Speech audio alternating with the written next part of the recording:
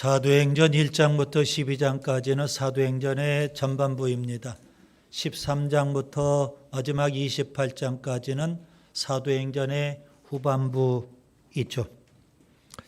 전반부는 베드로의 유대인 선교가 핵심이고 후반부는 바울의 이방인 선교가 핵심입니다.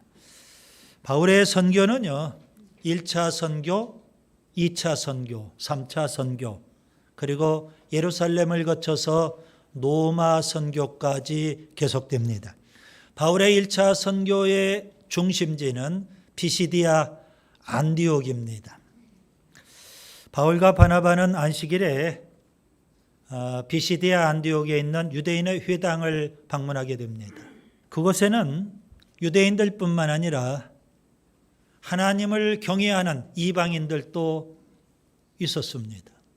회당장은 바울과 바나바에게 하나님 말씀을 전할 수 있는 기회를 제공하죠.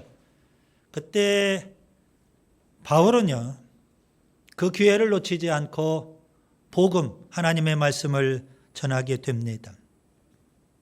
성경에 기록된 바울의 첫 설교, 사도행전 13장에 기록되어 있습니다.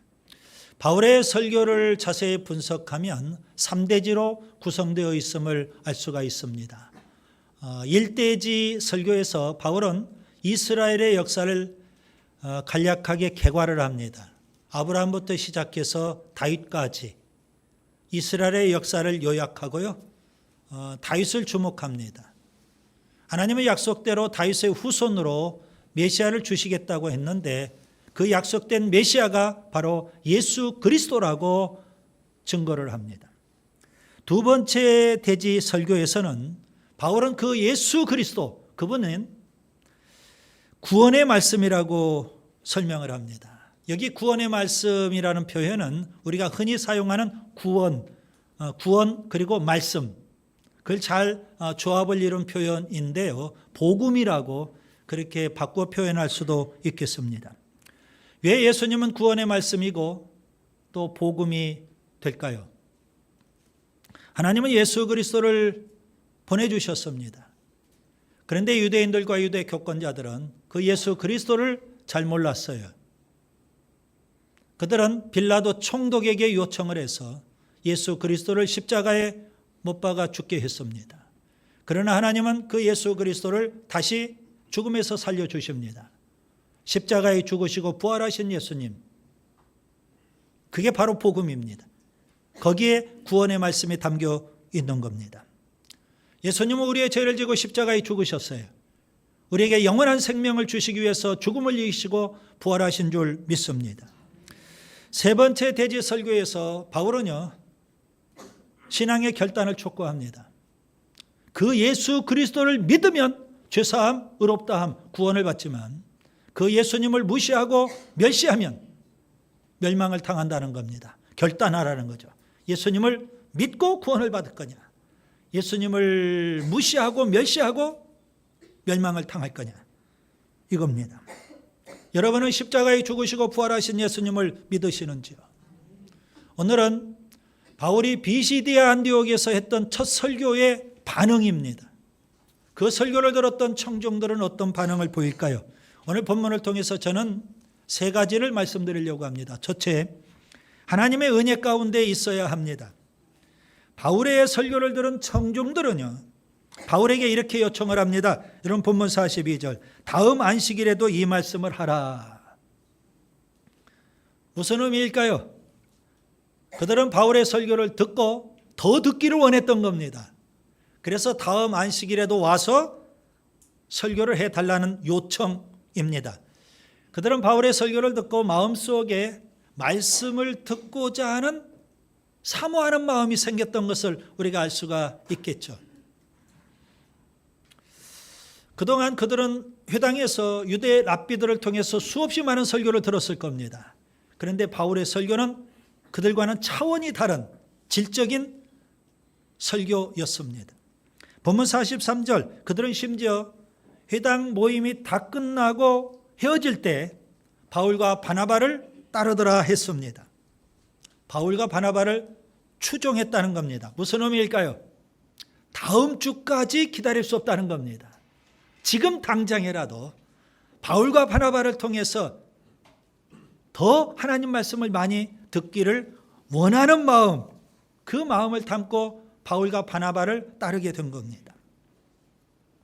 바울과 바나바는 분명 그들에게 이렇게 권면을 합니다. 본문 43절, 항상 하나님의 은혜 가운데 있으라. 분명 그들은 바울의 설교를 듣고 은혜를 받았어요. 그래서 다음 안식일에도 와서 우리에게 말씀을 전해달라는 겁니다. 그러면서 그들은 그 모임이 끝나자마자 바울과 바나바를 추종할 정도입니다. 말씀을 간절히 사모하는 그들에게 바울의 권면이 참 중요합니다.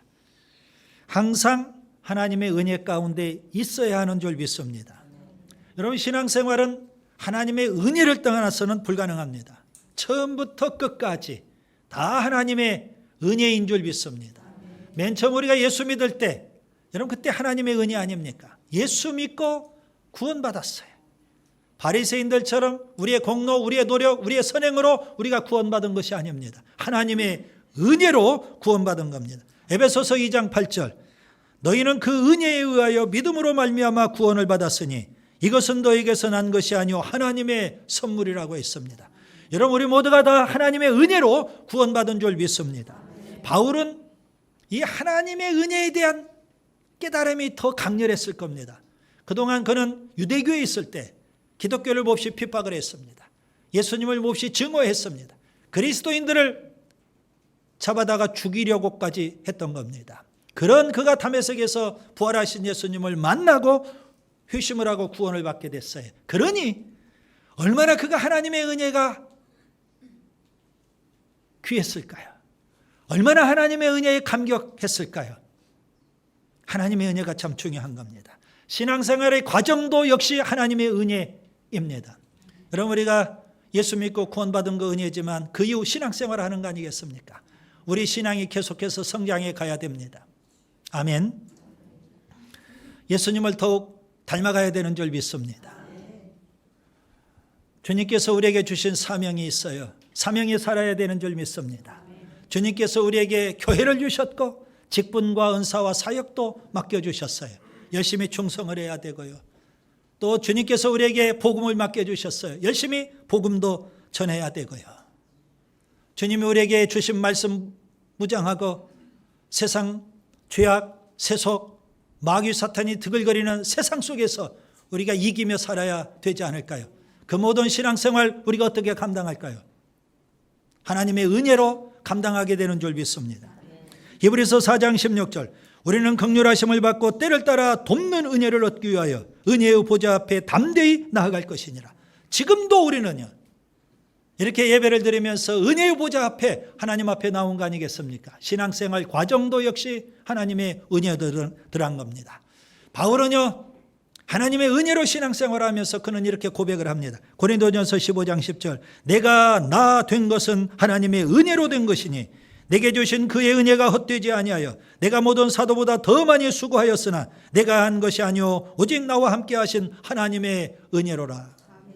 그는 하나님의 은혜로 구원받았고요, 하나님의 은혜로 신앙생활하고요, 하나님의 은혜로 하나님이 주신 사명, 이방인의 사도로서 사명에 산 줄 믿습니다. 여러분, 신앙생활의 결론도 역시 하나님의 은혜가 있어야 되는 줄 믿습니다. 우리가 주님의 심판대 앞에 서게 될 겁니다. 그 주님의 엄하신 심판대를 통과할 자가 감히 누가 있을까요? 하나님 보좌 우편에 계신 보혜사 예수님, 중보자 예수님, 그분은 우리를 위해서 마지막 순간에도 변호해 주시고, 아멘, 우리를 천국으로 친히 이끌어 주시는 줄 믿습니다. 하나님의 은혜입니다. 하나님의 은혜의 반대는요, 인간의 공로입니다. 예수님 당시 바리새인들을 보세요. 그들은 우리의 공로, 우리의 노력, 우리의 선행으로 구원받기를 원했습니다. 그래서 예수님 하나님께서 보내주셨는데 그 예수님 필요 없다고 십자가에 못 박아버렸습니다. 내 공로, 내 노력, 내 이것으로 구원을 이룰 수 있다 착각을 한 겁니다. 그들은 열심히 신앙으로 산 것 같았는데요, 끝내 구원에 이를 수 없는 겁니다. 갈라디아서 5장 4절, 율법 안에서 의롭다함을 얻으려 하는 너희는 그리스도에게서 끊어지고 은혜에서 떨어진 자로다. 은혜에서 떨어진 자라고 말씀하고 있습니다. 여러분, 신앙생활은 내 힘을 자꾸 빼야 됩니다. 그래야만 하나님의 은혜를 힘입게 되고 하나님의 은혜로 신앙생활을 할 수 있는 줄 믿습니다. 바리새인같이 신앙생활을 하려고 하는 사람이 많아요. 내 힘으로, 내 노력으로, 내 의지로, 그러면서 내 공로를 쌓고 바벨탑만 열심히 쌓고 있는 경우입니다. 베드로전서 5장 12절 성경은 이렇게 말씀하죠. 너희는 이 은혜에 굳게 서라. 은혜 가운데 서 있기를 바랍니다. 여러분, 하나님의 은혜를 힘입으시기를 바랍니다. 하나님의 은혜 안에 온전히 거할 수 있기를 바랍니다. 둘째, 시기와 비방과 선동에 현혹되면 안 됩니다. 바울이 안식일에 회당에서 설교한 이후 한 주간 동안 소문이 쫙 퍼졌습니다. 아마도 바울의 설교를 듣고 은혜를 체험한 사람들이 도시에 있는 모든 사람들에게 소문을 냈을 겁니다. 그래서 그 다음 안식일이 되었습니다. 본문 44절, 그 다음 안식일에는 온 시민이 거의 다 하나님의 말씀을 듣고자 하여 모이니라 그랬습니다. 여러분, 한 주간 소문을 듣고 거의 모든 사람들이 회당에 모여 들었는데요. 그런데 문제가 발생합니다. 어떤 문제일까요? 사람들이 너무 많이 모여서 회당이 비좁기 때문에 문제가 됐을까요? 아니면 그 당시는 오늘 우리 시대처럼 마이크라든가 스피커가 없는데 육성으로 설교해야 되는데 바울이 육성으로 설교를 하려고 할 때 사람들이 너무 많아가지고 소란스러워서 설교를 못한 것일까요? 무슨 문제일까요? 생각지 않는 곳에서 문제가 터지게 되어 있습니다. 본문 45절에 보시면 유대인들이요, 바울의 설교를 듣기 위해서 수많은 사람들이 몰려온 그들을 보고 마음속에 시기가 발동을 하게 되는 겁니다. 유대인들의 시기와 질투입니다. 그게 바로 문제였습니다. 아마도 이런 경우와 흡사할 겁니다. 사무엘상 17장에 보시면 소년 다윗이 나옵니다. 원수의 나라 블레셋 거인 골리앗 장군이 침공해 왔습니다. 사울 왕과 그 밑에 있는 기라상 같은 장군들이 아무도 대항할 수가 없습니다. 골리앗 앞에 다 마치 고양이 앞에 쥐꼬리입니다. 그때 소년 다윗이 물맷돌 5개를 들고 거인 골리앗을 향해서 나아갑니다. 한 손에는 물맷돌을 들었지만 한 손에는 만군의 하나님 여호와의 이름을 들고 나아가는 겁니다. 그는 물맷돌을 휘둘렀습니다. 그 물맷돌이 정확하게 골리앗의 정수리를 맞추고 골리앗은 쓰러져 버린 겁니다. 대승을 거두게 됐어요. 그 소문이 이스라엘 전역에 쫙 퍼졌어요. 이스라엘의 여인들이 노래를 부르는 겁니다. 뭐라고 노래를 부를까요? 사무엘상 18장 7절에 보시면 사울이 죽인 자는 천천히요 다윗이 죽인 자는 만만이로다. 그런 노래를 막 부르기 시작을 합니다. 너무 기쁘니까요. 그 노랫말을 사울 왕이 들었어요. 몹시 기분이 언짢아요. 괘씸해요. 심히 분노를 해요. 그러면서 사울 왕은 소년 다윗의 시기심이 생기게 되는 겁니다. 그걸 누가 알아요? 귀신이 압니다. 귀신같이 알아요. 그 순간부터 사울 왕은요 악령에 쓰여가지고 다윗을 죽이려고 혈안이 된 겁니다. 시기심, 질투심, 마귀짓입니다. 유대인들의 시기와 질투 거기에서 끝나지 않죠. 그들은 좀 더 적극적으로 노골적으로 바울이 전하는 구원의 말씀을 반박하고요 비방을 한다고 했어요. 한 걸음 더 나아가 50절을 보세요. 사람들을 선동을 해서 바울과 바나바를 박해하고 심지어 비시디아 안디옥 지역에서 쫓아내버리는 겁니다. 바울과 바나바는 유대인들의 시기에 현혹되지 않습니다. 유대인들의 비방에 주춤하지 않습니다. 유대인들의 선동에 위축되지 않습니다. 유대인들의 박해에 두려워하지 않습니다. 오히려 더 적극적으로 대응을 합니다. 본문 46절. 바울과 바나바는 담대하게 말을 하죠. 그렇게 시기하고 비방하고 반박하고 선동하고 박해하는 그 유대인들을 향해서 뭐라고 말할까요? 영생을 얻기에 합당하지 않는 자라고 말합니다. 영생을 얻기에 합당하지 않는 자, 그들이 어디에 있어요? 회당 안에 있습니다. 하나님을 섬기는 회당, 하나님을 예배하는 예배당 안에도요, 마귀짓하는 사람이 분명히 있습니다. 그들의 비방이나 선동에 현혹이 되거나 미혹되면 신앙생활을 할 수가 없는 겁니다. 하나님의 은혜 안에 거해야 되는데 마귀는 반드시 역사를 하는 겁니다. 비방하는, 악의적으로 비방하는 이야기, 그런 이야기를 통해서 우리가 신앙으로 좀 살아보려고 하는데, 은혜 안에 온전히 거하려고 하는데, 그런 우리들을 미혹하고 시험에 들게 하고 낙심하게 하고 신앙생활 주저앉게 만드는 경우들이 의외로 많습니다. 예배당 밖이 아닙니다. 어디에서요? 예배당 안에 마귀짓하는 그런 사람들이 있어요. 그들의 얘기에 귀를 기울이면 여러분 마음의 상처, 마음의 시험이 찾아오는 겁니다. 거기에 미혹되면 안 되는 겁니다. 마태복음 13장에 예수님께서 천국 비유를 말씀하시는데 그중에 가라지 비유가 있습니다. 농부들이 좋은 씨앗을 밭에 뿌렸습니다. 그런데 밤중에, 농부들이 잠자는 밤중에 원수들이 몰래 와서 가라지를 터뜨려 버렸습니다. 처음에는 몰랐어요. 싹이 나는데 다 푸릇푸릇해요. 이것들이 자라는데 보니까 뭐가 다른 것들이 많이 있어요. 곡식도 있고 가라지도 있어요. 큰일 났거든요. 그래서 주인에게 찾아가서 농부들이 말합니다. 주인님, 좋은 씨앗을 뿌렸는데 어찌된 일인지 가라지들이 많이 났습니다. 가라지들 뽑아버릴까요? 주인이 뭐라고 할까요? 아니다, 뽑지 마라. 가라지를 뽑다가 곡식을 뽑을까 염려가 된다. 무슨 의미예요? 여러분, 예배당 안에는 곡식도 있지만 가라지도 있다는 사실입니다. 그 가라지 때문에 우리가 시험 들고 상처받고 신앙이 낙심되고 신앙을 포기하고, 이거 미련하고 어리석은 짓 아닐까요? 바울은 갈라디아 교회에 이렇게 말합니다. 갈라디아 교회는 바울이 1차 선교 때 복음을 전해서 세워놨던 교회들입니다. 그런데 바울이 떠나고 나서 갈라디아 교회 안에 요상하게 생긴 사람들이 들어와 가지고 갈라디아 교인들을 흔들어 놓는 겁니다. 그래서 바울이 갈라디아서를 썼어요. 그 갈라디아서 안에 이런 내용이 있습니다. 갈라디아서 2장 4절, 이는 가만히 들어온 거짓 형제들 때문이라.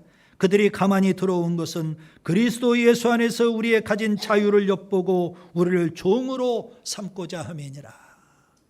여러분, 가라지, 가만히 들어온 거짓 형제들, 이단들, 거기에 현혹되지 않기를 바랍니다. 하나님께서 곡식 가운데 가라지 그냥 놔두신 것처럼 정통교회 가운데 이단들 그냥 놔두고 계시는 겁니다. 거기에 현혹되고 거기에 미혹되면 망하는 거예요. 은혜 안에 온전히 거해야 될 이유가 바로 거기에 있습니다. 셋째, 예수님을 추종하는 제자가 되어야 합니다. 바울과 바나바는 유대인들이 시기하고 반박하고 비방하지만 오히려 더 담대하게 하나님의 말씀을 전합니다. 그러면 바울과 바나바가 누구에게 하나님 말씀을 전한다는 말일까요? 그렇게 시기하고 반박하고 비방하는 유대인들이 아니라 이방인들입니다. 본문 46절을 보시면 유대인이 아니라 이방인들에게 말씀을 전해. 유대인들은요, 영생을 얻기에 합당하지 않는 자들이었어요. 영생을 얻기에 합당하지 않는 자들. 그래서 바울은 이제 내가 이방인들에게 하나님 말씀을 전하겠다는 겁니다. 그는 이사야서 49장의 말씀을 인용을 하죠. 본문 47절에 보시면 내가 너를 이방의 빛으로 삼아 너로 땅끝까지 구원하게 하리라. 하나님의 말씀을 붙잡고 또 확신이 왔어요. 그래, 내가 이방인의 사도지. 이제 이방인들에게 내가 하나님 말씀을 전하리라. 그 이방인들은 어떤 사람들일까요? 본문 48절에 보면 영생을 주시기로 작정된 자입니다. 여러분, 예배당 안에는 영생을 주시기로 작정된 자도 있지만 영생을 얻기에 합당하지 않는 자도 분명히 있다는 사실입니다. 바울의 선교 전략을요, 우리가 사도행전에서 그 전략을 좀 배우면 참 좋겠어요. 바울의 선교 전략을 한마디로 표현하면 이겁니다. 유대인 먼저. 본인이 유대인이니까 유대인 먼저. 오늘 본문에도 먼저라는 단어가 여러분 나오잖아요.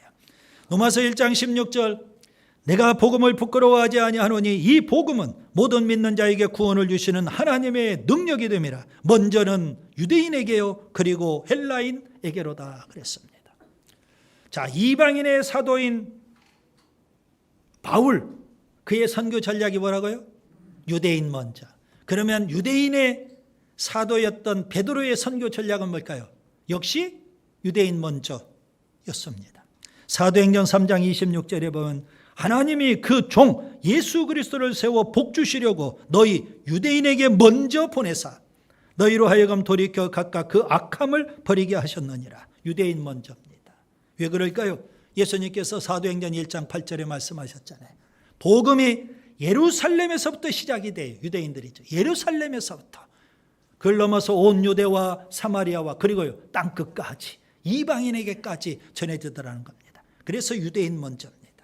그런데 저는 여기서 먼저라는 이 단어를 여러분에게 강조하고 싶은 거예요. 여러분 마음속에 먼저라는 그 단어를 새기시기를 바랍니다. 하나님은 나를 먼저 구원해 주신 줄 믿습니다. 하나님은 나를 먼저 구원해 주셨어요. 그러면 거기서 끝나면 안 되잖아요. 나를 통해서 내 가족이, 아멘, 나를 통해서 내 친구들이, 나를 통해서 내 이웃들이, 나를 통해서 우리 주변의 사람들에게 복음이 전해지고 그들이 구원받기를 원하시는 겁니다. 그래서 하나님은 나를 먼저가 참 중요한 겁니다. 그 먼저가 잘해야 돼요, 여러분. 그런데 오늘 본문에 먼저인 이 유대인들은요, 영생을 얻기에 합당하지 않는 자들이 되고 말았어요. 바울이 복음을 전하는데 그들은요, 시기를 해요, 비방을 해요, 그리고 박해를 해요, 선동을 하면서, 그리고 복음을 전하지 못하도록 쫓아내버린다고요. 먼저가 잘해야 되지 않을까요? 자, 바울이 한 주 전에 설교할 때와 한 주 후에 설교할 때를 한번 비교해 볼 필요가 있겠습니다. 본문 43절에 한 주 전입니다. 한 주 전에 설교했을 때 유대인과 이방인들, 그들이 바울과 바나바를 많이 따랐다 그랬어요. 유대인과 이방인들이요. 설교를 듣고 은혜를 받고 설교 끝나고 나서도 바울과 바나바를 계속 따른 거예요. 그런데 한 주 후에는요, 상황이 싹 바뀝니다. 한 주 후 유대인들은요, 다 돌아서 버렸어요. 바울과 바나바를 적극적으로 비난하고 대적을 해요. 반면에 이방인들은요, 한결같은 자세로 바울과 바나바를 따르면서 말씀을 배워요. 본문 48절, 이방인들이 듣고 기뻐하여 하나님의 말씀을 찬송하며 영생을 주시기로 작정된 자는 다 믿더라.